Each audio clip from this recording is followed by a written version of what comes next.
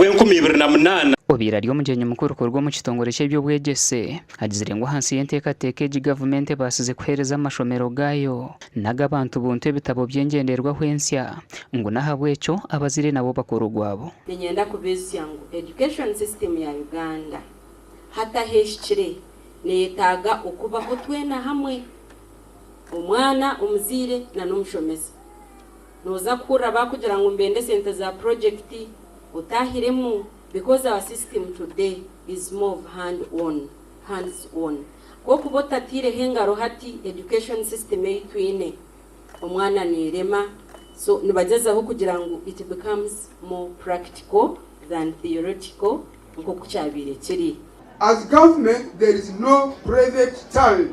All learners here are government learners.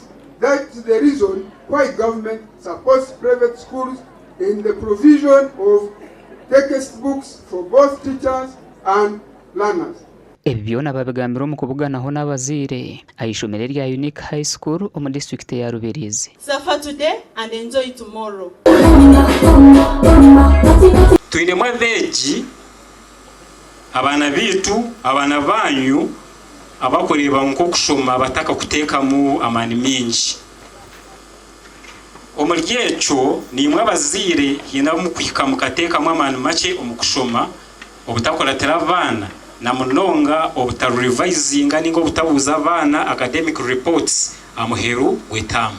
Cervical cancer netwara obucwika munana ali 10 omu Uganda. So ekigambo ekyo abazaire n'abisomero mu kitwale mukakikuru kwa twakurakuranisa abana omu human capital development bamara barweire tibine kibarakuriki. Ishomero rya Unique High School narwaturwaho ekitongore cy'abajungu kurga Australia okushomesa abana amafuzi kandi obwahati naruhwera abanigana 20 abatine chwera kugira ngo aba bana nabo batarukwebasa efuzi enshoberwa nabo bafune education nke abandi bari kufuna quality education and affordable to all of them. So chuma kigenderwa kyerizoba kwakuriyo kumanyangana.